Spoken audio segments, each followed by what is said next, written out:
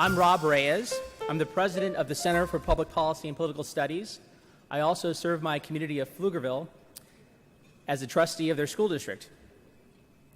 I'd like to welcome the high school students and staff from Del Valley, Manor, Round Rock, and Pflugerville ISD, along with the students and staff of Austin Community College. The businessmen and women and leaders from our healthcare, architectural, construction, and engineering industries, as well as our elected officials, to the 5th Annual Austin Community College Center for Public Policy and Political Studies Building Tomorrow's Future Leaders Luncheon. Our Center for Public Policy and Political Studies is housed in Austin Community College under the leadership of Linda Young at the Office of External Affairs. Our program allows ACC students to gain practical experience in learning how government policies are created and executed. We are a nonpartisan, nonprofit center dedicated to expanding the knowledge of and participation in the political process and public policy. We are committed to education, civic engagement, informed decision-making, and an understanding across all cultures. Technically, that's the definition of what we do.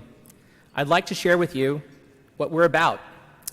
I have the pleasure of serving with a board that believes in mentoring and developing bright minds to lead our public entities in the future. I'm hopeful for our future because so many in this room, from industry, education, and public service, are also dedicated to mentoring young adults in your fields of interest. Can we make a difference? I don't have to look far to answer that question.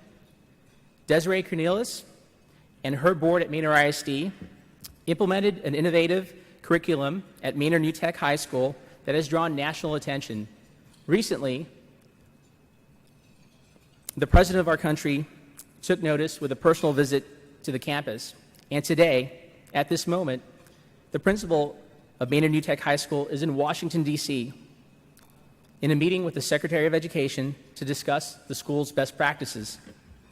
Manor ISD is making a difference.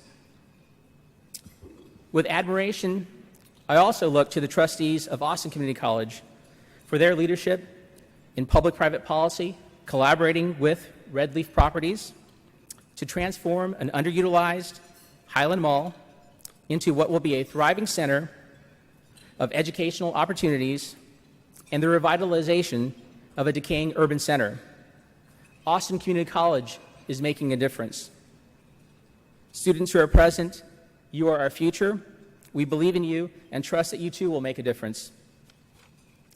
I'd like to acknowledge the elected officials in this room who dedicate themselves to serve our community. The list is long, but we are a public policy group, so I'm going to start with the ACC trustees. Chairman of the ACC trustees, I'm going to ask that you hold your applause till the end because the list is very long, so please hold your applause. Chairman of the ACC trustees, the Honorable Jeffrey Richard, the Honorable Dr. Victor Villarreal, the Honorable Alan Kaplan, the Honorable Tim Mahoney, the Honorable Dr. Betty Wong. If I missed anyone, I'm truly sorry. And our elected officials.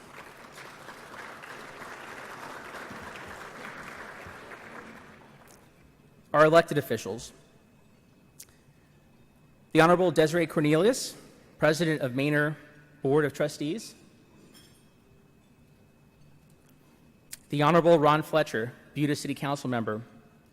The Honorable Mayor Debbie Hollant of the City of Hutto. The Honorable Mitch Fuller, Cedar Park Council Member. The Honorable Donna Howard, who is absent but present with staff, our Texas State Representative.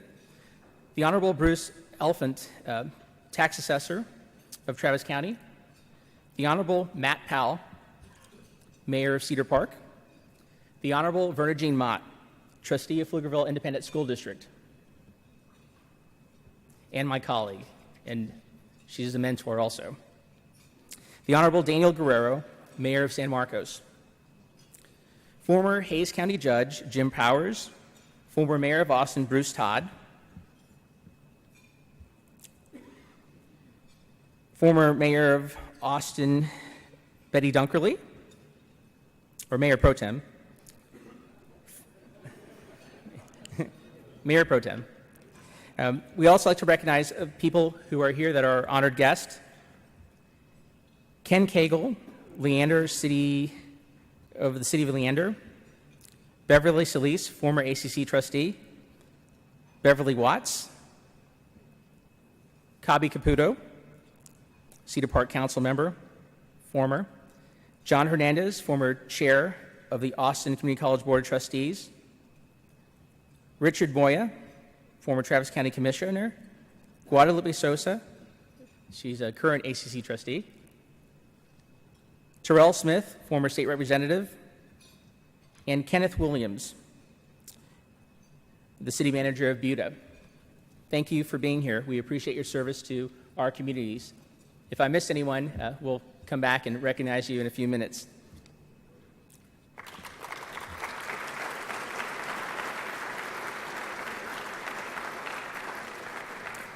I'd now like to acknowledge the directors of the Center for Public Policy and Political Studies, our executive director, Peck Young, and our assistant director, Maxine Kaplan, have worked tirelessly to put this event together and ensure the programming is successful throughout the year. Maxine and Peck, thank you.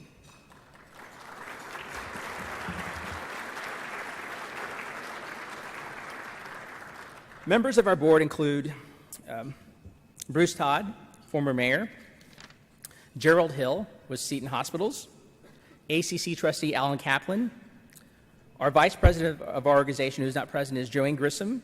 Our treasurer is the Honorable Victor Villarreal, trustee of Austin Community College. Our secretary is Robert Martinez. And our board members consist of the president of Austin Community College, Dr. Richard Rhodes, Carrie Kamek, Hays County Commissioner Will Connolly, Beverly Watts Davis, Derek Eugene, Matt Makowick, Ed Martin, Rick Menchaca, Terrell Smith, Jeffrey Trevelyan, and former Governor Mark Wells White. Of course, none of this would be possible without our sponsors. Over the past few weeks, you have answered the call of our board members reaching out to you to support us, and I want to thank you personally. For our gold sponsors, Flintco Construction, Red Leaf Properties, Austin Community College, and Hilton Austin. Our silver sponsors, O'Connell Robertson, Skanska, Jamel and Smith Construction, Bury Partners, BLGY Architects, SHW Group, Pfluger Architects, Coastal Securities, and Service King. And our brown sponsors, BOSC Inc., Texas Municipal Finance, Spa Glass, American Constructors, Barnes Gromowski Kozarek Architects, the Lawrence Group, McCann Adams Studio, MWM Design Group, Balfour Beatty Construction, and Robert Kistner Consultants. Our supporters include Roy Spence, Perry Lorenz, Andrews Kuth, Derek Eugene and Associates, Alfred Stanley, and Bill Haley. You'll notice at your table there are pledge cards. If you have given, please, we appreciate your gift. If you have not given and feel inclined to do so, please fill out our pledge cards and hand them to Peck or Maxine. If Peck and Maxine can raise their hands so people will know where you're at, that'd be great. With that, it's my pleasure to introduce you to Linda Young. Linda Young is the Special Assistant to the President of External Affairs at Austin Community College. Linda has more than 25 years of experience in higher education, including instruction, development, and administration. Linda Young.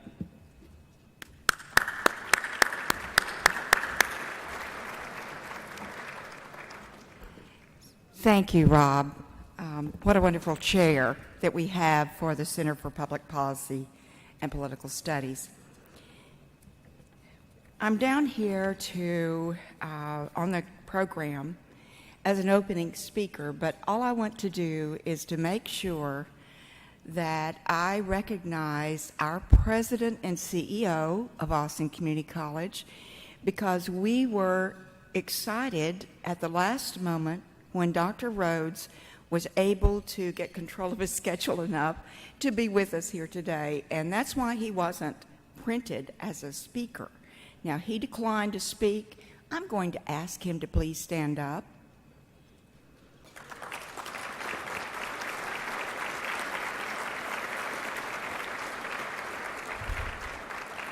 Austin Community College District is a very proud institution, and many of you have contributed to the growth and success and vision that we have. But this gentleman is our leader, and so we wanted to recognize him especially. And then, if he actually did say something to you, what he would also do is ask you to recognize that gorgeous lady beside him, his wife, Kate, and I'm going to ask her to stand. She's going to be embarrassed, but I'm going to ask her.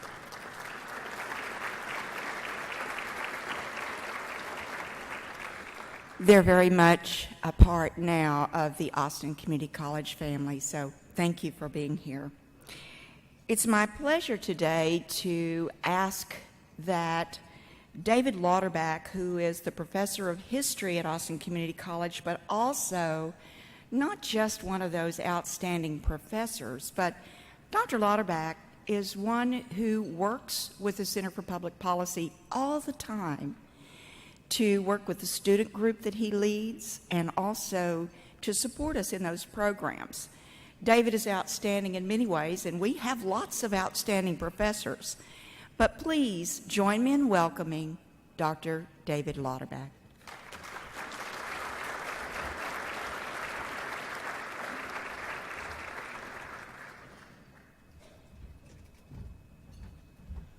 Thank you all so much for coming out today. The Center for Public Policy and Political Studies. How often do you hear of such a thing at a community college? When you think about the remarkable array of expertise and experience that serves on our board, when you think of the leadership of Ms. Young and of Peck Young, when you think of the incredible opportunities, the events that the center puts on, the chances for the students at ACC and the community to learn, this is one incredible group of people who's put together a remarkable center. Let's say thank you to all of them.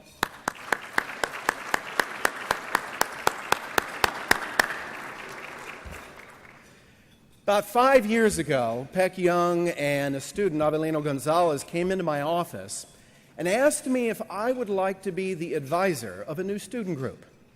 I've been familiar with the center for a number of years, worked with them on a number of events, including particularly Constitution Day, so I said, sure. Be careful. If I had known how much work this was going to be, I'd have sent them packing. I'm an academic. I'm not supposed to have to work this hard. They have taken me on a remarkable roller coaster ride. The number and diversity of events that we've put on, the incredible array of creative energy that these students have brought to the center and brought to the Center for Student Political Studies has just been a remarkable experience for me. I've had a chance to work with a number of student leaders who have taken not only the group but the college in new directions. They provided them with new ways to learn and new understandings. I've had the great good fortune of working with Avi Gonzalez, Samantha Davis, Raymond Wyant, Megan Rue, and the new president, Stacy Moreno. They have taken CSPS, they have provided their time, their energy, their passion, and their support to bringing more to ACC. And I would like to introduce to you now to our current president, Megan Rue.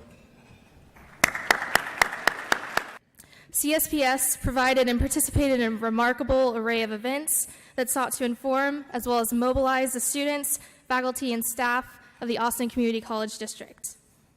CSPS gave students the opportunity to learn more about the Constitution and the history of Mexican-American culture at events like the Constitution Day debates and Dias y Seis, to examine propositions up for local elections and the positions of presidential candidates, and to evaluate the dynamics of the Mideast crisis, to celebrate Texas independence and to learn how to effectively lobby our elected officials. Students and guests at CSPS events not only learned from a number of talented professionals, they also participated in discussions and activities designed to impart crucial information as well as generate useful thinking, learning, and mobilizing skills. All right.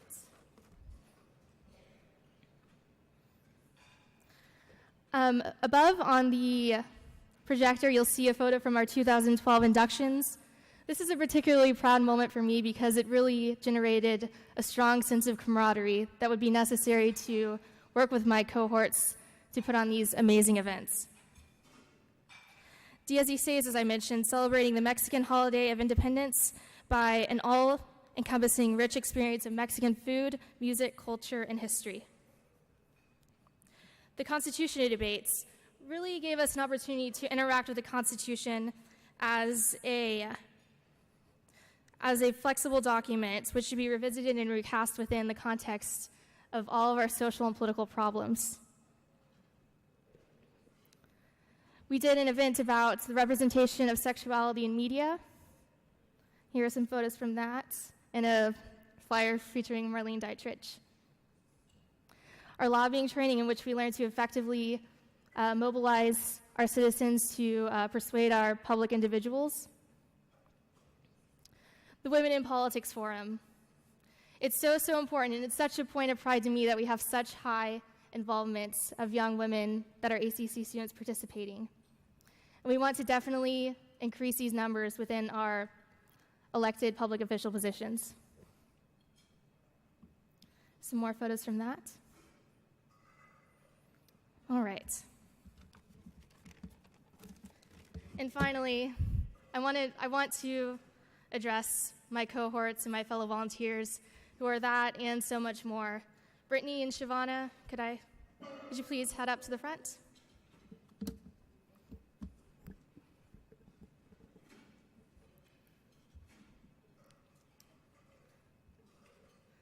And frankly, the only reason I can talk right now, Brittany right here.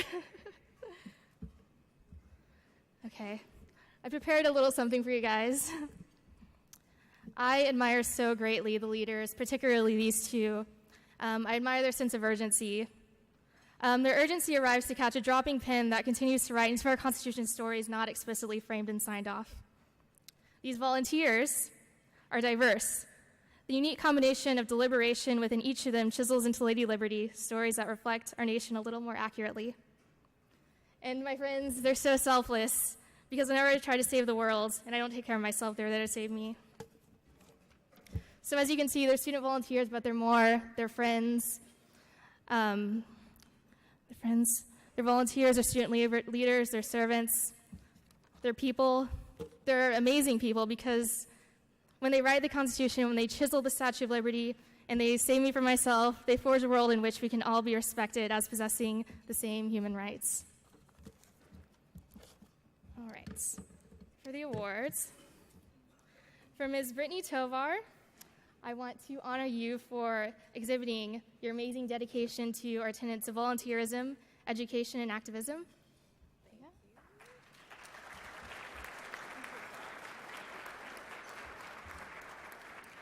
go. And Ms. Shavana Acosta, so selfless and so always ready for me at these early morning hours. Ready to go, looking so great, and being such a self-motivated volunteer and student leader.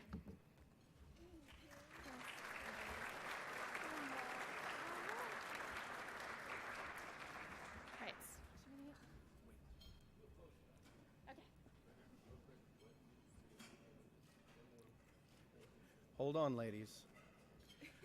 Folks, last year the students of CSPS honored me by establishing an award in my name. It is the David Lauterbach Award for Sustainable Community Impact. And this year that award goes to Megan Rue.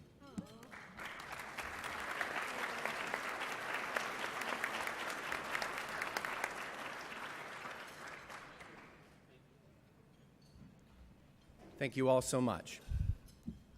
I have the honor of introducing to you Chairman Tom Pauken, A native Texan, Tom's auspicious beginnings in the political world took shape with his participation in the Goldwater for President campaign in 1964. Tom served his country as a military intelligence officer in Vietnam. Upon his return, Tom continued his service as a member of President Ronald Reagan's White House staff. He was named Director of Action Agency by President Reagan. At Action, he founded a Vietnam Veterans Leadership Program and implemented Nancy Reagan's widely famous Just Say No to Drugs campaign. For his meritorious service as Director of Action, Tom Pauken was awarded the Ronald Reagan Medal of Honor by his fellow Ronald Reagan administration alumni. Elected Texas Republican State Chairman in 1994, Tom helped build a Republican majority in Texas from the grassroots. Pauken served as chairman of the Texas Workforce Commission from 2008 to 2012, where he championed the cause of increased opportunities for vocational educational, the rebuilding of U.S. manufacturing base, and helping our returned veterans from Iraq and Afghanistan make a successful transition to civilian life through such initiatives as the Veterans Leadership Program. Tom is a successful businessman, an accomplished author. He's a former venture capitalist executive and small business owner, and author of The 30 Years' War, The Politics of the 60s Generation, and his most recent book, Bringing America Home, How America Lost Her Way and How We Can Find Our Way Back. Tom and his wife, Ida, have 7 children and 13 grandchildren. Please join me in welcoming Tom Pauken.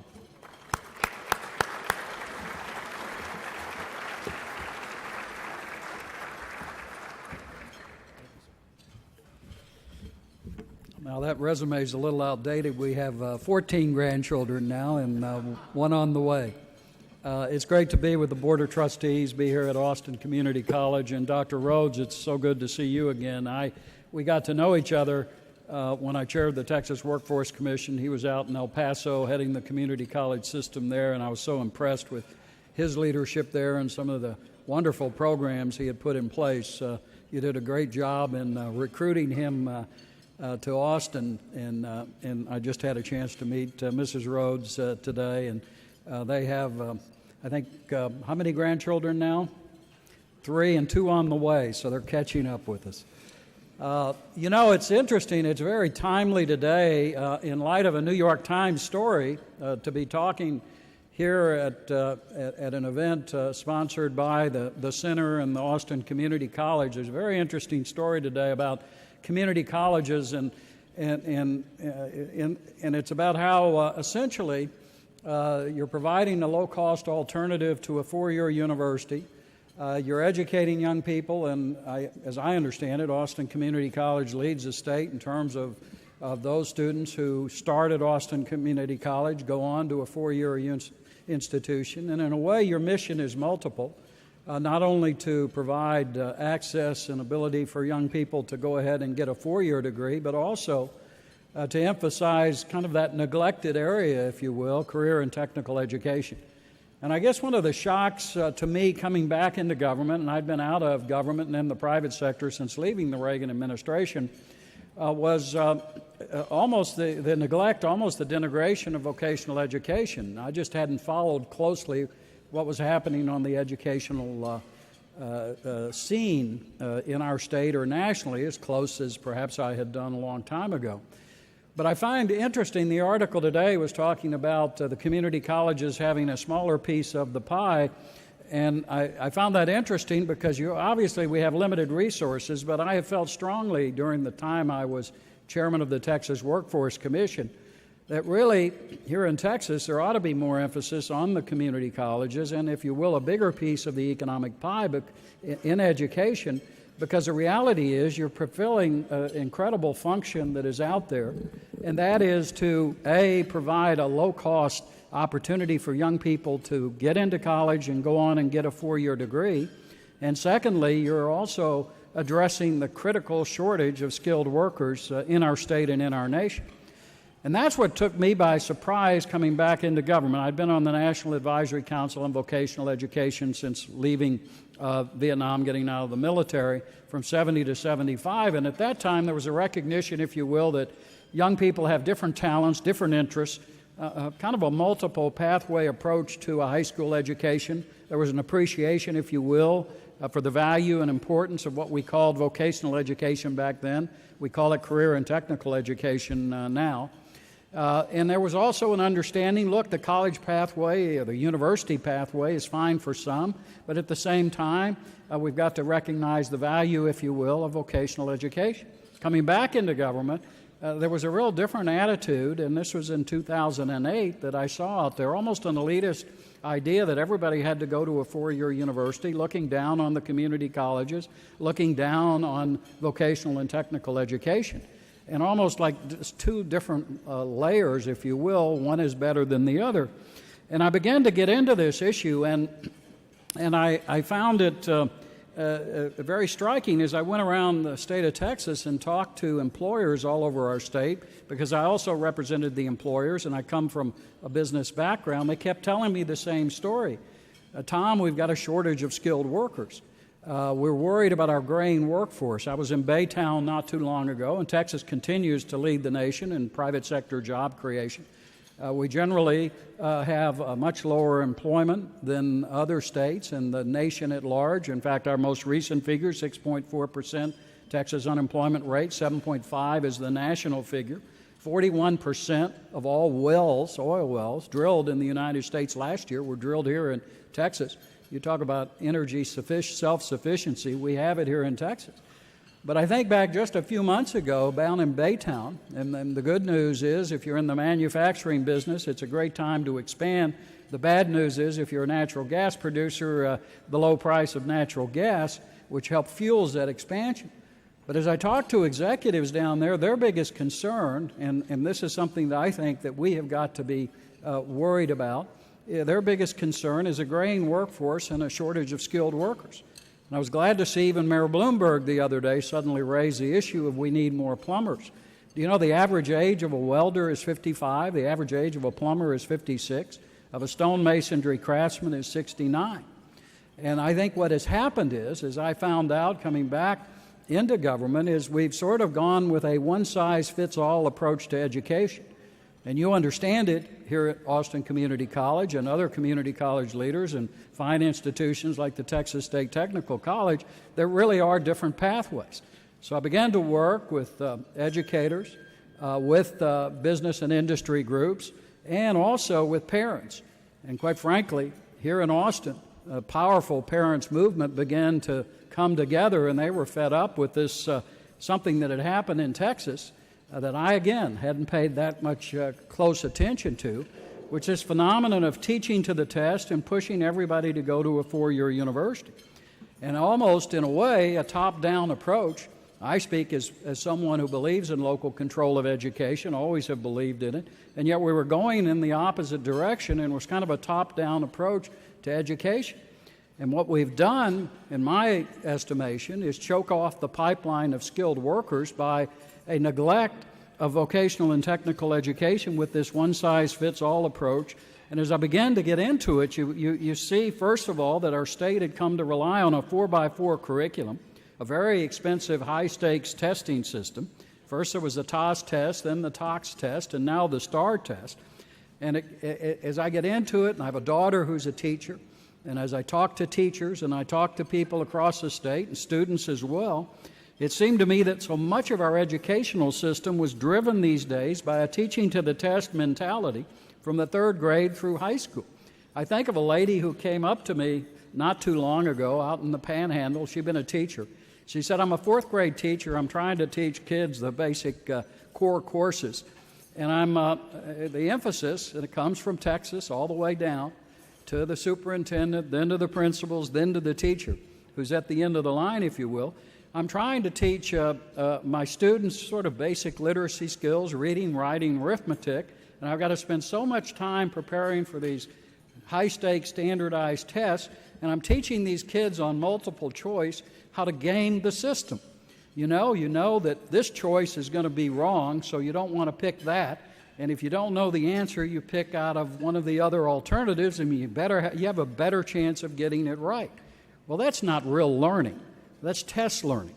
And the parents have picked up on that. And I have a daughter who teaches in high school, and she says, Dad, I'm trying to teach these young people critical learning skills, and yet after a period of time they say to me, Miss Pauken, would you please help tell us what's going to be on this state standardized test, because that's how they've been measured. So I really want to applaud the parents, and they really originated here in Austin, for figuring out that the system is broken and we need to take a different approach. I guess I approached it a little bit differently, looking at the career and technical education side, and I began to look out and seek for those people who are knowledgeable in this area and could help us at least point out the value of, again, what we once called vocational education. I brought Matthew Crawford into Texas. I've had him at a number of Texas Workforce Commission conferences. If you don't know Matthew, he's a very interesting guy. His book is called Shop Class as Soulcraft, an inquiry into the value of work. But here's a guy that started out at age 15 as an electrical helper. As he told me, he said he was so small and thin that he could get in spots where the other electricians couldn't. I'm not sure he wasn't working off the books, but nonetheless he got started, went on and got his electrical certification, worked his way all through school as an electrician, got a PhD in philosophy from the University of Chicago, went to a Washington think tank, didn't much care for it, is now running a motorcycle repair shop in Richmond, Virginia. And a fascinating character because he makes the intellectual case for what I think intuitively we know. Crawford points out in his book that high school shop class programs were widely dismantled in the 1990s as certain educators prepared students to become, quote, knowledge workers. Writing at the time of the Great Recession 4 years ago, here's what Crawford had to say. This seems to be a moment when the useful arts have an especially compelling economic rationale. A car mechanics trade association reports that repair shops have seen their business jump significantly in the current recession. People aren't buying new cars, they're fixing the ones they have. The current downturn is likely to pass eventually, but there are also systemic changes in the economy arising from information technology that have the surprising effect of making the manual trades, plumbing, electrical work, car repair, more attractive as careers. The Princeton economist Alan Blinder argues that the crucial distinction in the emerging labor market is not between those with more or less education, but between those whose services can be delivered over a wire and those who must do their work in person or in sight. The latter will find their livelihoods more secure against outsourcing to distant countries. As Blinder puts it, you can't hammer a nail over the internet, nor can the Indians fix your car because they are in India. Well, somehow we got in this trap of pushing everybody to go to a four-year university. The good news is that as we have put together a coalition, and thanks to Jimmy Don Aycock, who led the effort in the House, and Senator Patrick in the Senate, we're on the verge of a major shift in education to what I call a common sense approach. And I think it's going to be beneficial to our community college and beneficial to the young people in high school who we're losing. There are a lot of young people who, for whatever reason, don't find sitting in a classroom all that appealing to them. I had a son like that. He was a bright kid, but for whatever reason, he didn't like sitting in the high school. My wife, thankfully, got him through school and high school, but he loved working with his hands. He loved working with automobiles. And the interesting thing, he went on to college for a while. Unfortunately, didn't much care for that, but now he's out in auto finance and doing very well. But I see a lot of young people who are dropping out of high school because they're not given an opportunity for a coherent sequence of career and technical education programs. For example, Ann Matula, who runs the Craft Training Center down in Corpus Christi, makes a very telling point, and she comes out of the Del Mar College, community college system. She says, kids learn differently. Some learn with their hands. We get a lot of these kids who are heading to be dropouts or throwaways, go into gangs or get minimum wage jobs at best. We take those young people, they get in, we start teaching them to be welders, electricians, pipe fitters, and all of a sudden the light bulb goes off. they begin to realize, well, you know, that's why I need basic math skills, basic literacy skills. And what happens is they have a higher graduation rate with a coherent sequence of vocational and technical education. Some can go on to a community college, or some can immediately go into employment. And the salaries of people coming out with technical degrees from Austin Community College, TSTC, or with an industry-certified credential or a license coming out of high school are pretty significant, particularly in light of the difficulty young people with a four-year degree are having finding work. For example, I've seen some statistics on people coming out of Austin Community College, an IT degree with an associate's degree, making in the range of $70,000 to $80,000 a year. A plumber in 3 years can make $75,000 a year. I was with a board member, a feisty lady who runs her own plumbing company, and she was at a career day in high school trying to get young people interested in plumbing as careers. She wasn't having much luck. She went out and got a hand-painted sign that read $75,000 in 3 years, and all of a sudden there was a little more interest. A welder with a basic welding program and certificate coming out of the Craft Training Center, granted the Eagleford Shale, there's an incredible demand for skilled workers, can make $1,700 a week. So the opportunities are out there. TSTC has an engineering-related technology program and instrumentation, 2-year associate's degree. They start, the graduates, at $68,000 a year. And the employment rates are in excess, in all of these cases, of 90% plus. So I think what we've got to do here in Texas, that we can't rest on our laurels. We can't just have it on autopilot. And there's a tendency, if you will, if you've had an educational system approach for a decade or so and you've been bragging how great it is with all this high-stakes standardized tests, it's hard to say, you know what, we made a mistake. We ought to go in a different direction. But the reality is we've got to address these issues of a need for a skilled workforce, more emphasis on our community colleges, because the reality is you can turn on a dime.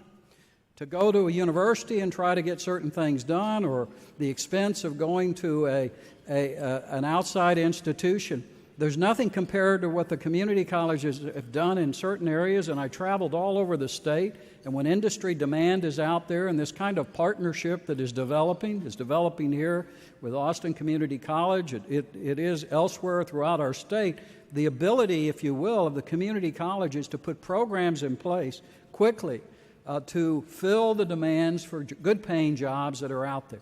And that's critical to our economic future. And secondly, with all this talk of the high cost of education, the reality is you are centrally located to provide that low-cost alternative which people are talking about. I hate to see that the debt levels in this country, consumer debt is no longer the highest level, it's student debt. And it's over $1 trillion. The average debt of a four-year university student is $26,000 a year. And those who go through community college and come in and get a skill or go on to a four-year university, the debt levels, by all accounts I have seen, are much lower. And also the seriousness of the students, who tend to be a little older, it shows that, as I've seen from statistics from Austin Community College and elsewhere, that your students, as they go on to the four-year university, are more serious about getting an education and a degree, more focused on what they want to do. So I think in the future we've got to figure out creative ways to work together. I know you're doing some of that here in the Austin area. The combination, if you will, of community colleges working together with the local high schools and dual credit programs. I saw not too long ago in Mount Pleasant, Texas, a wonderful teacher who teaches people to be industry-certified electricians. And the kids are excited about learning, and they work with the community college up there, Northeast Texas Community College. And those young people are coming out by the time they graduate from high school with an industry-certified credential as an electrician, and the opportunity also, since they've got dual credit, they've got some college credit, to go on, if you will, and to study to be an electrical engineer if they choose to, or go to work immediately and then come back to school later. I was down at the Alamo Academy in San Antonio, Texas, not too long ago, and there's a marvelous apprenticeship program that the Alamo Academy, the Alamo Community College, works with a lot of young people who are in these apprenticeship programs. And I met one young man who suddenly got interested in becoming an electrician as a result of this program. He got his high school diploma. He went to work with a major employer down in San Antonio, and they're now paying his way through college to study to be an electrical engineer. So the idea somehow career and technical education is limiting, that it's a dead end, is just the opposite in light of the economic climate that is out there, the demand for jobs. I'm one who believes in the philosophy of a hand up rather than a handout. That's what you're doing at Austin Community College. That's what our high schools need to be able to do to a greater extent. I'm cautiously optimistic that we're about to turn the ship around and move it in a more common sense direction.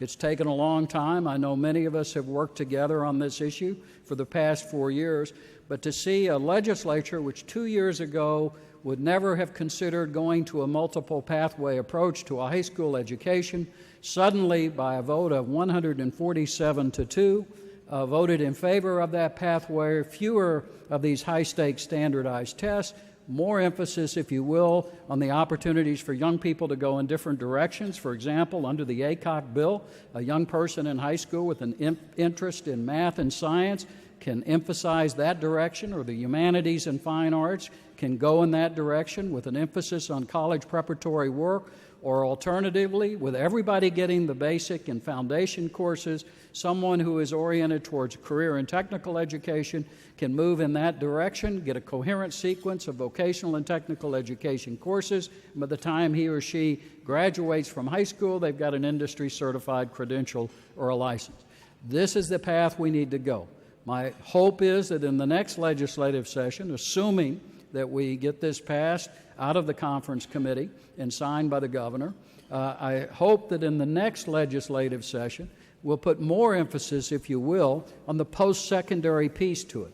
Dr. Rhodes and I were having a chance to visit, and I think if there's a willingness on the part of the community colleges, which there is, as well as TSTC, which is a separate part of the higher education system, to move towards a performance-based measurement, I think there's a great argument and great support out there for more funding to go to the community colleges to address the issue of a shortage of skilled workers and the ability to put in place courses that will meet that demand and turn out people who get good paying jobs. That to me is what I think is absolutely critical to our success as a state and as a nation. In closing, I just want to add that one of the things that we've got to figure out is how to work together. There's always turf wars, as we know, whether it's at the grade school level or the high school level, even with community colleges. But how can we figure out a win-win strategy to do some of the things you're doing here and begin to do that all over the state? For example, I see down at the Craft Training Center, anybody dealing with vocational and technical education understands it costs a little more. You've got equipment. But they'd bring people from 14 school districts to one location. They work during the day with the high school students. Del Mar College has a program at night. It's a wonderful partnership that has been put together. We've got to replicate what you're doing here, what others are doing in different parts of the state, to figure out, with the limited resources we're always going to have, how can we do more to move education in the right direction. I see young people who get into career and technical education. They're excited about what they're doing. They're doing something which gives them, if you will, this kind of confidence and ability to accomplish something. And I hate to see, I think of picking up a newspaper in Corpus Christi. Third graders, they had a rally for their third grade standardized STAR test, and the idea of putting all the stress on a third grade student, that you're going to be measured by how you do on the STAR test, to me is the farthest removed from the quality education that I think we need. I remember when testing in grade schools was a diagnostic, where we had what we used to call the Iowa Standardized Test or the Stanford Test, where at the beginning of the year you see where the students are, where their weaknesses are, where their strengths are. Perhaps at the middle of the year, like they do at the Spring Branch school system, you take a look at what kind of progress is being made, and then at the end of the year, how they're doing. That's the kind of testing, in addition to your content learning, that makes sense. But we've just gotten obsessive, if you will, with this silly idea of pushing everybody to a university. It isn't working, and what we have to do is go back to a more common sense approach. I think that what's interesting to me, and we're in a very partisan environment, I don't need to tell people in this room, but the interesting phenomenon is how people came together on this education coalition. You had people like Joe Desautels, who I remember called me down to Port Arthur in Beaumont area to meet a ninth grade principal, an African-American lady, who said, you know, we're losing our kids, Tom. We got to do something. They're dropping out of school. We have to have more opportunities for them to get vocational and technical education. I think of people like Senator Eddie Lucio from the Rio Grande Valley, who says the same thing about what's happening to so many of the Mexican-American kids who are dropping out of school. But the interesting thing, people coming together behind sound ideas, common sense solution. At a certain point, we got to bring Texas together, and we got to bring America together if we're going to get our nation back on the right track. We can do it. Community colleges really are critical to the future. We need a strong, educated workforce and young people being prepared to succeed in life. Thanks for what you're doing. Thanks for having me today. I enjoyed it.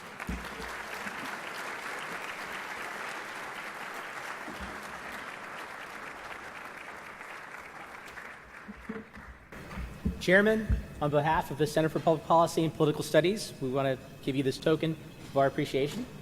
Thank you very much. Thank you. Thank you.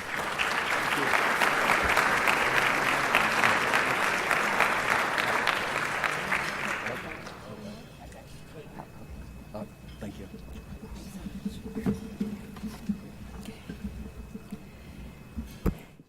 That was wonderful, and thank you, Chairman Pauken. How lovely of you to be here with us today and make those important remarks. On the agenda now, we have an item that is the 2013 Building Tomorrow's Leaders Award. But Chairman Pauken, as he left the stage, said, don't forget Guadalupe Sosa, board member, trustee of ACC, because we thought she was not introduced. So I do want to recognize Guadalupe Sosa, ACC trustee.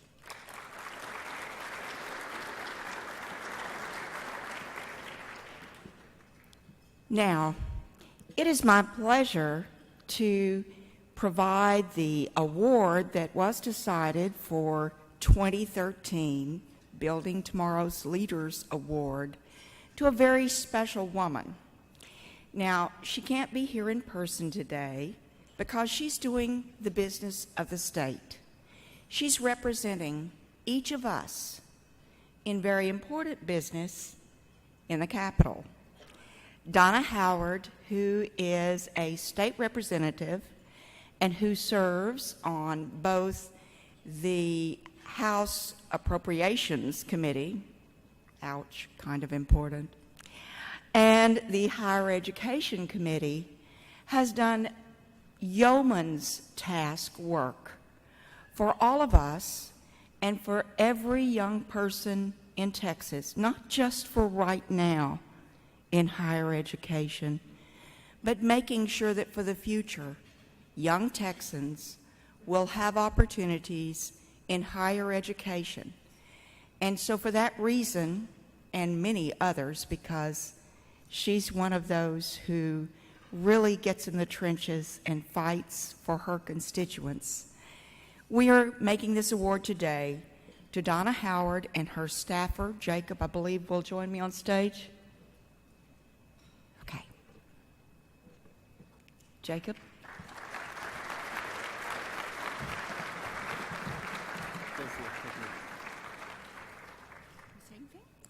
Yes, Representative Howard's on the House floor today, fighting for some of these causes that we just heard about, and sends her deepest and humblest thanks to ACC and all of you.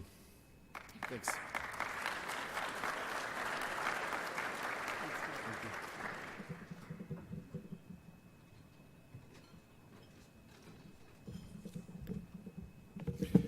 I'm Peck Young, and I'm the director of the center. I want to thank all of you all for being here today and for helping us in making possible the events and activities of our center with your generosity. I want to ask you one more time to express your appreciation to our students, to Chairman Pauken for being our keynote speaker, and to Donna Howard for being our award winner this year.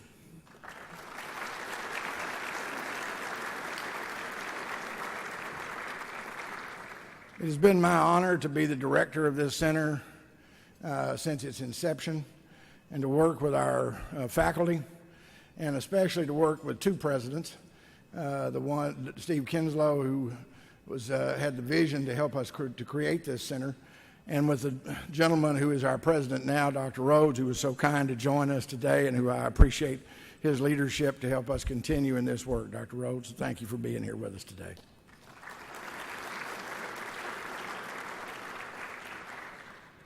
As our chairman of our board said, our job is to try to increase the civic literacy of our students and to get them involved in a hands-on way in government and civic affairs.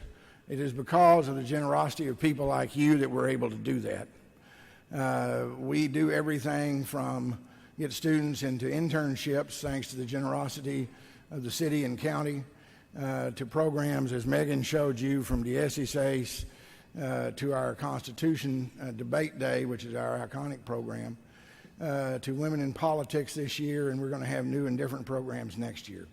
But none of that would be possible without the support of the people in this room and people like you. And we deeply appreciate that.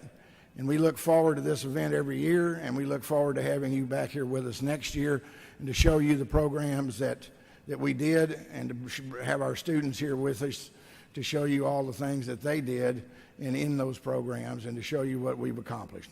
So thank you for this year. We enjoyed having you here, and we look forward to seeing you next year. Thank you very much.